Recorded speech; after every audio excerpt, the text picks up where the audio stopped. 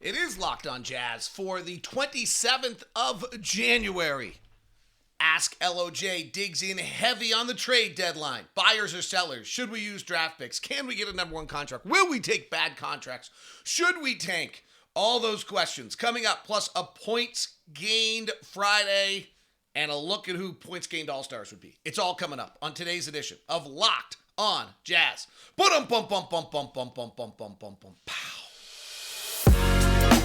You are Locked On Jazz, your daily podcast on the Utah Jazz. Part of the Locked On Podcast Network, your team every day.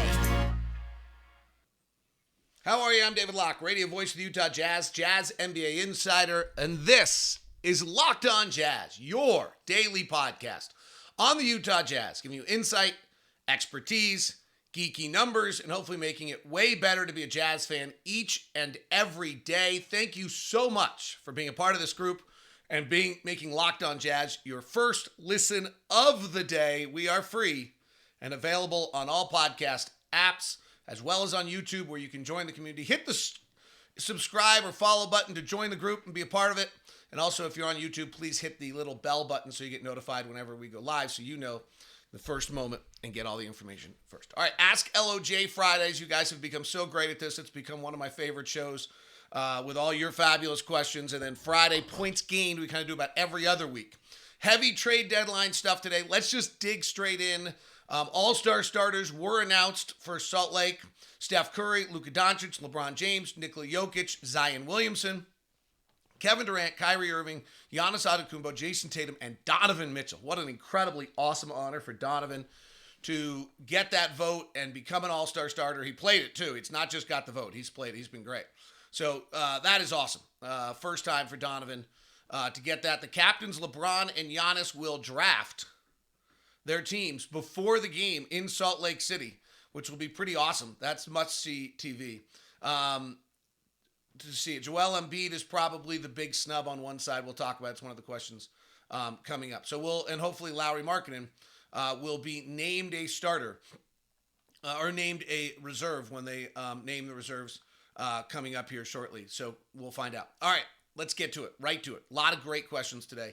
A super one to lead us off. You guys have been great. So let's get to it. And this is not trade deadline related, but it's too good not to miss. This one came in early. Curious your opinion. Every time Thurl Bailey tells a smaller defender's mom to get their baby out of the street, I still laugh. Does this make me a simpleton? Serious, how great is Big T? Love it. So, I don't share a huge amount about the inner workings of like what it's like for us on the road and things like that. But I cannot tell you what an incredible human being Thurl Bailey is. This guy will single-handedly get me through 82 games this year. His energy, his positivity, his legitimate concern of how you are, his authenticity each and every day is one of the great things I've ever got a chance to be around. My day gets better every time Thurl walks in the room. And it is like that has I worked for a guy named Jim Lampley early in my career. And he was able to like bring energy into the room. And that has always been my goal, is that every time I walk into a room, I want to pick the energy of the room up. That I don't care what else is going on in my life. What can I do to make the energy in the room better? Thurl is a better person than that. He actually makes the room better. He makes the world feel, he makes you feel better. So just to work with him, be around him every day. This is truly one of the great human beings that's out there. And the fact that question came in, I thought was a great opportunity to share that, guys, with you. Like, he's just truly the best. Whether it's 2 o'clock in the morning, he had a funny interplay yesterday. Like, he got on the plane yesterday, legitimately asked, like, how was your broadcast? I gave him a lock answer, which is too deep, too thoughtful, overanalyzing it, and being a total freak. He laughed at me. My answer was, I don't really have any idea.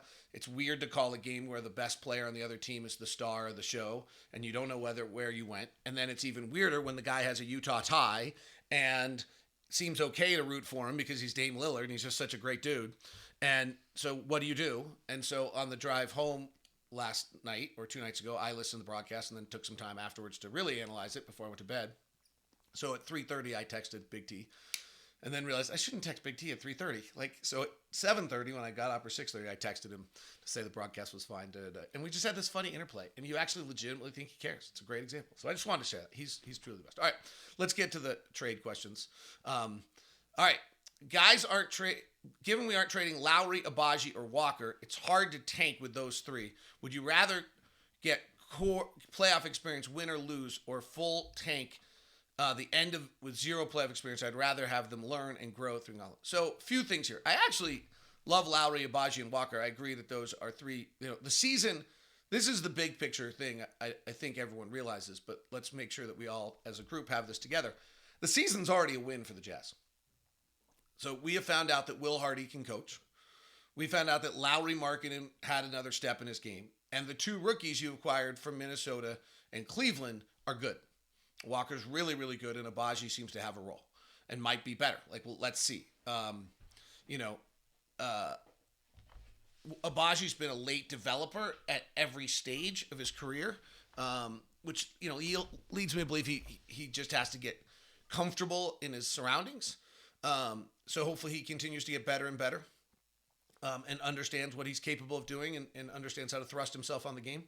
But with that said, I actually, if you wanted to tank with those three, you'd have no problem. You'd have no problem. I mean, they're not that good. The league's really, really good. That's not a criticism of them. The league's just really good. So I'm not sure I agree with the premise, but let's go with the first question, because I think this is the one that comes to almost every question we're going to get here for a little bit. For example, here's our next question. Is it more likely the Jazz would become buyers instead of sellers at the trade deadline if the young players that could move the needle or fits to become available? So this is part two. So let's go back to part one. Here's the next question. These all kind of come together. Is it better for the Jazz long-term to make a pivot at the trade deadline towards truly tanking for their own six-ish pick, acquire other picks, and try the best to keep a winning culture for our young guys to make a playoff push? So let's go with this. So the first one is, full-on tank. I don't think you're going to see the Utah Jazz make trades with the intention of creating a result. So in other words, maybe that could frankly go either way. I don't think they're going to make trades to try to create a result this season. In other words, I don't think you're going to see them just dump Mike Conley, Jordan Clarkson, Malik Beasley, Jared Vanderbilt so that we win 3 games the rest of the year.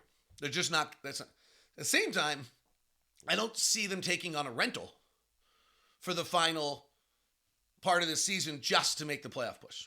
So I think you can eliminate both of those two scenarios as we get to the trade deadline.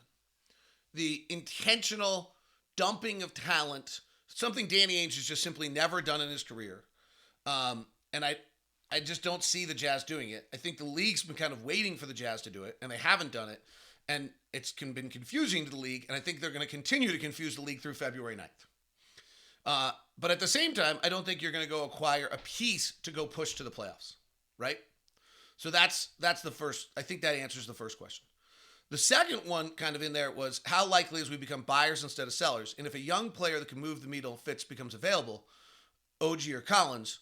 So I think this has some likelihood, because if you were to acquire John Collins or you were to acquire OG Anunoby for different reasons, I think it could improve your team as a piece to build around. I mean, we have the beginnings of the foundation, right? I don't know that we have the pillar, but we have Lowry, who's really, really good. I think you kind of know Walker's going to be your center. What type of player can you add to complement that? And, you're going to need to add other pieces as time goes on. This is why this season has been a wild success already. If you think that John Collins, despite a not great contract, I think he's underperforms the value of his contract, but he's way better player 2 years ago than he was this year, which leads you to believe he's got more left. He's got more in his game than he's giving right now. Or if Toronto's really about to Toronto OG is being talked about I've heard OG for 3 first-round picks. I've heard OG for Anthony Simonson picks. I don't see a puzzle that we're putting together for OG unless we're getting rid of our picks, which will be another question we'll get here. OG's on a higher scale, I think, than John Collins in the league right now. But if there's a player that's in the right age group for the Jazz and they become available, I think the Jazz would be willing to take that move and do that move. So I think that's really a good kind of like, that's the big picture here. Like, that's the number one question everybody has. Are we buyers? Are we sellers? Are we playoff? Are we not? And we'll, and so let's get to this third one, which was, is it truly better for the Jazz long-term to make a pivot at the trade deadline towards truly tanking for their own sixth pick and acquiring other picks, or trying to best keep a winning culture for our young guys and make a playoff push? So I don't think there's any question that there's value to playing important games. Okay? I don't know that you actually have to win those important games, right? I think there's a value to playing in them and being exposed to them. To some extent, the success of the first 50 games, almost regardless of what we do at the deadline, unless we really go nuts, is going to give Lowry, Markkanen, Walker, Kessler, Ochai Agbaji, Talen Horton-Tucker, Nickeil Alexander-Walker, who are developing talents, important games to play. Like, we really unload, just get a bunch of picks and things go, and we go 5-25. Still, the first 10 or 15 of those games are important, right? The Blazers last year lost 22 of 24 to close the year. So if something like that happens, then the last part of those games are important. But the first 50 games has meant that kind of no matter what we do coming up here in the next 2 weeks, they're playing important games. And that's really important, and they're doing that. So there's, is it better long-term for the Jazz to truly tank? Yeah, I mean, there is a legitimate argument. This is why tanking is such an issue. There is a legitimate argument that answer is yes, that you are actually better off doing that. Like, that's if that answer wasn't legitimately yes at times, then we wouldn't be having this kind of ongoing discussion about whether you should tank or not. It would be a no-brainer that you don't and it's bad for you. Well, acquiring talent is super, super important in this league. And so that legitimate argument happens all the time. Today's show is brought to you by our friends over at Murdoch Hyundai, located at 4646 South State Street, also located in Logan and in Linden. The incredible lineup of Hyundai cars, from the Palisade, which is the big SUV, which has just got every bell, every whistle, so awesome. The bells and whistles and what you get for the dollar is, to me, what the signature of Hyundai is. That when you start to line up on a little spreadsheet, or if you're not a geek, just on a piece of paper, like normal people, all the things you get, the safety features, everything, and then put the price tag next to it. It's unequal. There's just no other company that can match this in that way. And then you have to decide, do you like the way the Palisade looks? Do you like the way the Santa Fe looks? Do you like the Tucson? The Elantra, the Ioniq, which is the Motor Trend SUV of the year, their electric car, or the Elantra, which was the North American car of the year. It's all at Murdoch Hyundai, located at 4646 South State Street, also located in Linden and in Logan. If you're going to head over, please email me first at dlock09@gmail.com so that I can give you a VIP setup with Murdoch Hyundai. Today's show is also brought to you by LinkedIn Jobs. As a small business owner or hiring manager, success in 2023 all depends on the team members you surround yourself with, and that unemployment is low, so hiring is hard, and that is why you check out LinkedIn Jobs. With LinkedIn Jobs, you can hire qualified candidates more efficiently by matching open roles with the people who have the skills, values, and experiences to help you achieve your goals. LinkedIn Jobs helps you quickly attract qualified candidates to your open jobs and targeting with 875 million member profiles to put in front of they identify the most qualified candidates on LinkedIn Jobs. LinkedIn Jobs makes it easy to screen, rate applicants based on their job qualifications. So right now, go to LinkedIn Jobs and let them help you find qualified candidates to talk with faster. Post your job for free at linkedin.com/LockedOnNBA. That's linkedin.com/LockedOnNBA to post your job. Terms and conditions do apply. Thanks so much for making Locked On Jazz your first listen of the day. We are free and available on all podcasting apps. Thank you very much. All right, let's get back to your questions. Your second listen today should be Locked On Sports Today, the 22-minute sports roundup.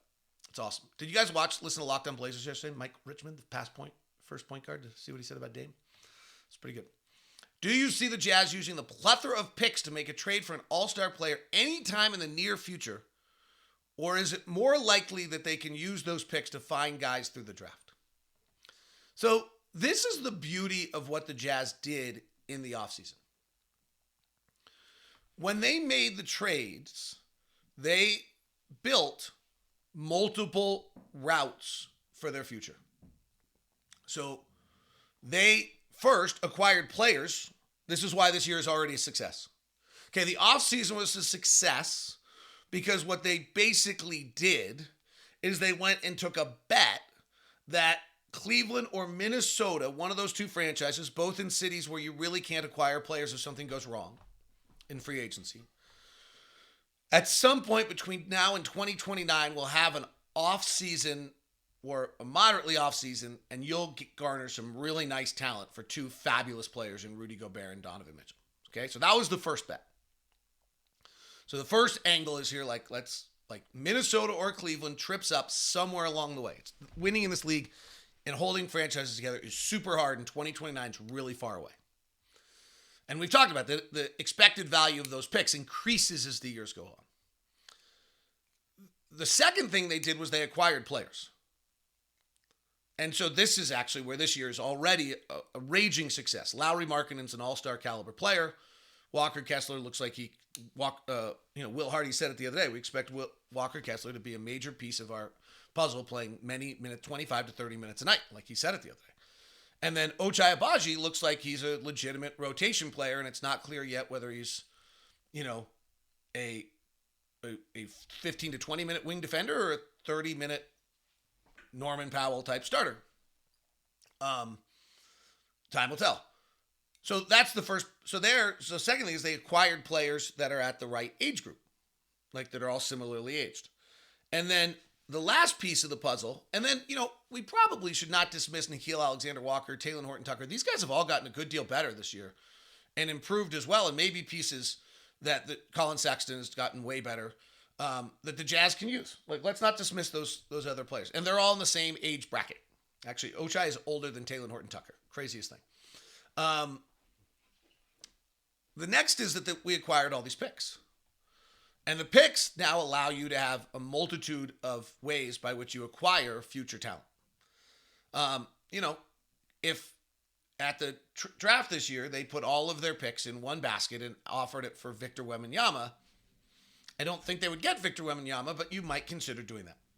So, in other words, anytime in the near future you ask, maybe not. But is there a scenario where if the right player becomes available, and you think that player has a long-term future in Utah and is going to be a part of when this team peaks and complements Lauri Markkanen and Walker Kessler well, yeah, that's exactly why you have the picks, and that's why you'd use them. One of the names I got asked about today is OG Anunoby. I think he's a nice complimentary, really nice, really, really nice. I just don't think he's a star. Complimentary player, fabulous defensive player, adds great in transition, switch probably guard 1 through 5, like pretty unique. Do you suddenly think, this is actually something that really works for us and is a complement in our wing defender? And so you do move one of your picks, and now you suddenly have this Lauri Markkanen, OG Anunoby, Walker Kessler, what's next? Where are we going next? Aspect of things. So I think that's how you have to, is there a young player on a very good team that needs a little more experience that, frankly, a name comes to mind is Dyson Daniels in New Orleans is a nice player. If I'm New Orleans, I'm trying to win it right now. I don't really want to rely on him for 14 minutes a night in the playoffs, but I think he's going to be really good. But if I might be willing to give him up right now to be able to get somebody who can give me 14 to 20 minutes in the playoffs and really help me. And so do the Jazz go and grab someone like that? They probably wouldn't have to use a pick to get that. But you're doing something of that sort. Great questions. You guys are super. If we are in a 36 to 48 minute rebuild, do you see the Jazz being willing to take on a bad contract like Davis Bertans? It's another great one. These are all of the options. So the Jazz have $50 million of expiring contracts coming up. It's not the same thing as cap space, but it is they have $50 million of expiring contracts coming up. So their books can get pretty clear if they need them to.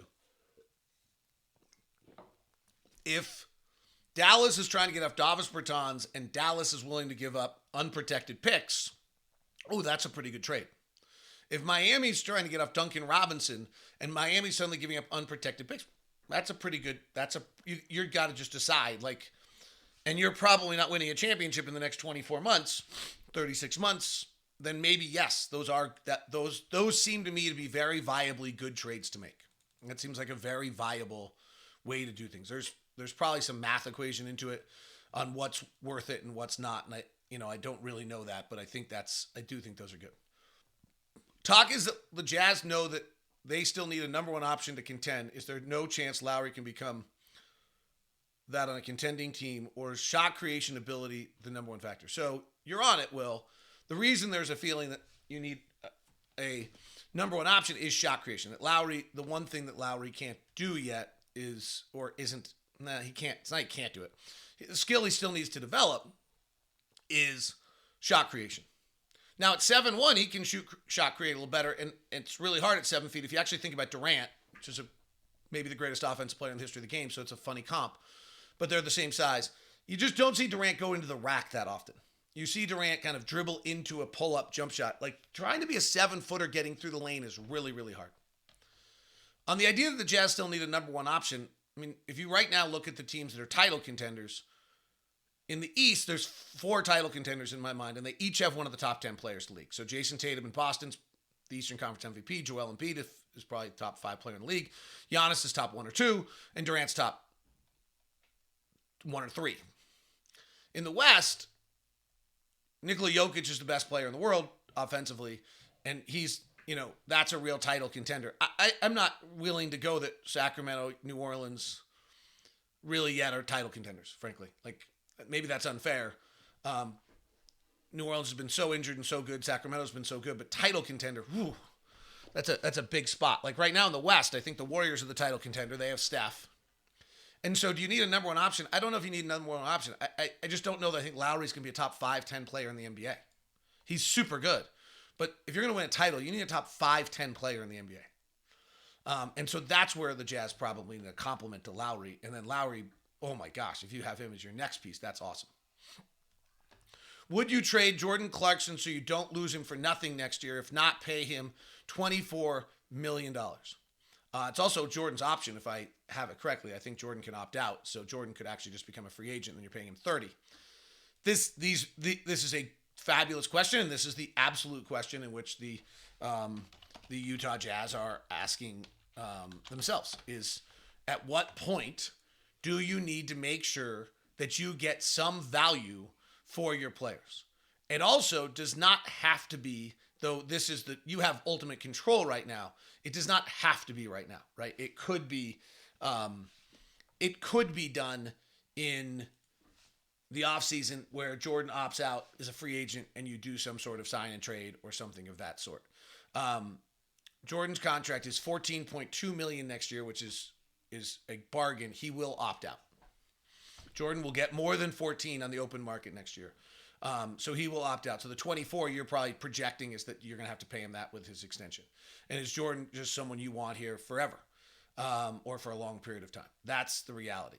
The guys under contract next year, Collin at 17, Lowry at 17, and then the Jazz have an option on Malik at 16, and then that's kind of it. Jared Vanderbilt at 4.7, Ochai Agbaji at 4, Simone Fontecchio at 3, Walker at 2.8. So the rookies. And then everyone else. So yeah, on Kelly Olynyk, who is non-guaranteed next year, on Jordan Clarkson, who's a player option, on Talen Horton-Tucker, in theory, is a player option, but I think he'll exercise it. Rudy Gay, I think, will exercise it. You have to make a decision of whether or not you need to go get something of some sort of asset for them now rather than later. All right, I wanted to do points game, but these questions are so great. So we'll continue and take a few more questions and maybe do a very, very quick points gained at the end of the show. This has been a big week for Locked On Jazz. And now I can tell you why. This show is in part brought to you by FanDuel. And FanDuel became our official sportsbook partner for Locked On. It's America's number one sportsbook, and FanDuel is now the official betting partner for Locked On. And it's pretty great for us to have the number one sportsbook out there as our betting partner. And it's great for you too, because if you're new to FanDuel, you have this amazing deal because of it. $150 in free bets guaranteed when you place your first $5 bet. Just visit FanDuel.com/lockedon. FanDuel has all your favorite bets from money line to point spreads to player props. Plus, you can even combine your bets for a chance for a bigger payout with same game parlay. All on the app that is safe and secure and super easy to use. So, football fans, don't miss out this weekend. Place your $5 bet to get $150 in free bets, win or lose, at FanDuel.com/lockedon. Make every moment more with FanDuel, the official sportsbook partner of the Locked On, and we'd like to welcome them as the official sportsbook partner of official sportsbook partner of the NFL. We like to welcome them as official sportsbook partner of Locked On. All right, let's get back to your questions. Thanks so much for making Locked On your first listen today. Thank you so much for your fabulous questions today. Theoretically, I love these. They're all theoretical. The Jazz have the assets to trade for the equivalent of a 2022 Mitchell and Gobert, 2 top 25 players. Who are these players, and how competitive would the team be? I love the mindset here. Like, okay, we got value for this. We now have value to be able to go do something else of that nature. And, do you believe in a Trae Young, who I think a lot of people think is the next piece, the next major player that's going to be available? Would you want that on your roster? There's a lot of people who are questioning whether that's what you want on your roster. Do you believe in an Anthony Simons? There's a heavy rumor that they kind of know they have to shake up that backcourt, that they're just doing the same thing over again in Portland. Who are the top 25 players in the league that might become available somewhere in this process? I don't think Bradley Beal's contract makes him at all available in any way, shape, or form. Chicago, Zach LaVine. That loss last night is a ground-shaking loss in Chicago. Is Pascal Siakam available out of Toronto, and is that worth doing something massive of that sort? I don't think D'Angelo Russell classifies in any way, shape, or form, but he's certainly probably a player that's available in the West. There seem to be less of those kind of moving pieces. But it's a fun question because this is the essence of where the Jazz are. They have all of these kind of assets. Do you think once Lowry's announced as an all-star, the Jazz are going to legit try to start tanking? Related question, are the Jazz only going to think through trade, or do you think it's possible we tank by who we put on the floor? I really, really think this is important. I do not see the Jazz orchestrating outcome by player moves intentionally this season. Either way, is what I said. I don't see them making a bunch of moves to try to orchestrate an outcome this year. I.e. not playing players, i.e. trading players to make sure we lose. I just don't see it.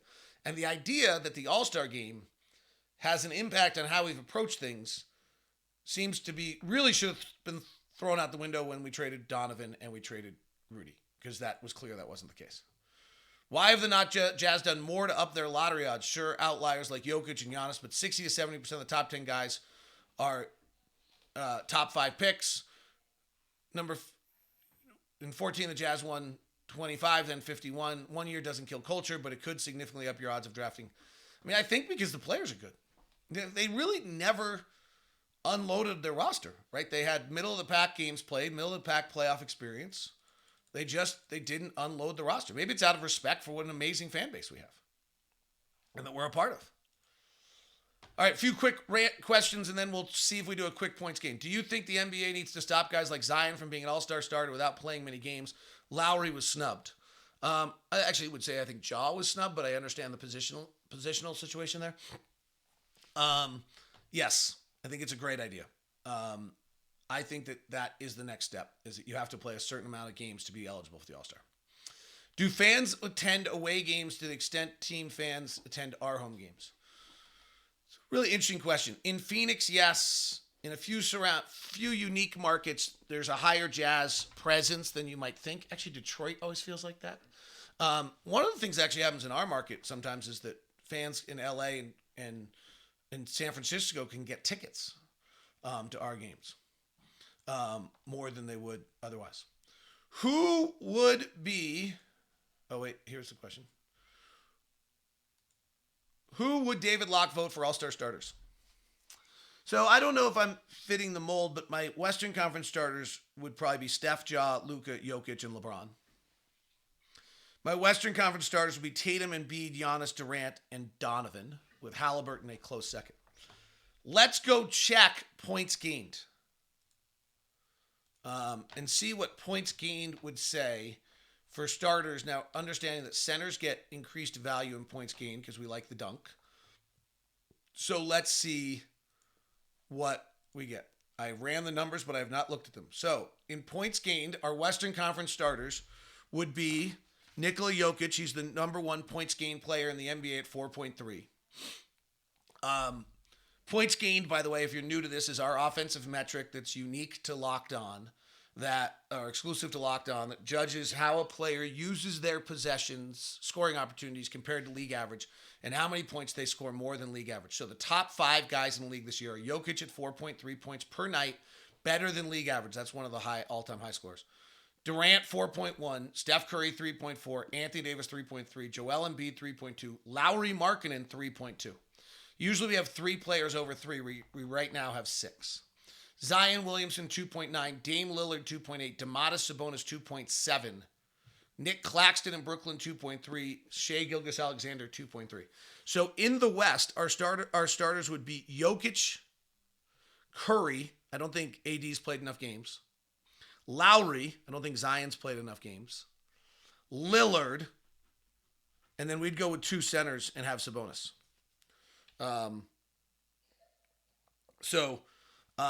That would be our Western Conference starters, purely offense. On the East, Durant, Embiid, Nick Claxton comes in there. That's interesting. Probably not what we expected. Ignoring some centers, Bojan Bogdanovic and Donovan Mitchell would be the next 2 Western Conference starters. And then Jason Tatum right after that. So if you took out Claxton, you'd end up with Durant, Embiid, Bojan, Donovan, and Tatum. That's pretty great that Bojan's in there. But those are pretty close to what we would expect anyway, right? That's pretty darn close to the regular guys. So points gained kind of nails it. Utah Jazz point gained right now for the season. Lowry is just great. 3.2. That's incredible. That's why we're winning. Kelly Olynyk, 1.3. It'll be great to get him back. Hopefully, maybe even today or tomorrow. Walker, 1.3. Doing a great job. Colin Sexton, 0.8. That's really good for a guard. That's super. We should be giving Colin, he has a role. And Will Hardy is using him to his maximum. Jared Vanderbilt's a 0.4. Alexander Walker is a 0.4, which is amazing considering he was the least efficient player in the NBA a year ago. Ochai Agbaji is 0.1. Jordan Clarkson's a minus 0.4. Mike Conley's a minus 0.7. Malik Beasley's a minus 1.1. Taylor Horton-Tucker's a minus 1.3. Rudy Gay's a minus 1.1. Last 10 games. Let's do a quick scan of that for the league and the Utah Jazz and see what everyone thinks. Quickly, the hottest players in the NBA. Dame Lillard at 6.9.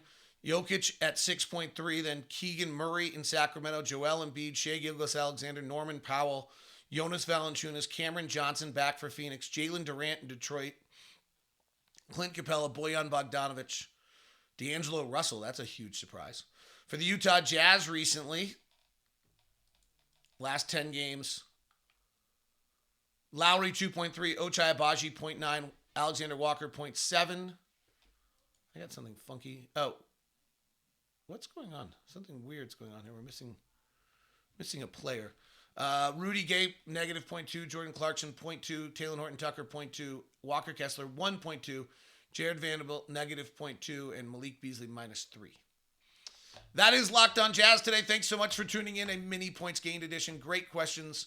I had one last question that was asked, and I didn't get to it. But I just want to throw it up there because the late, great Tom Nasalki and I used to ask this question all the time. How many teams does Michael Jordan win the title with? The answer is 30. And if you're there, an NBA player, you could put on the Jazz for Team 49. Who would it be? Discuss. I think it's Giannis, but it might be Nikola Jokic. If you could add one player to the Utah Jazz, who would it be? Have a great one. Thanks very much for tuning in.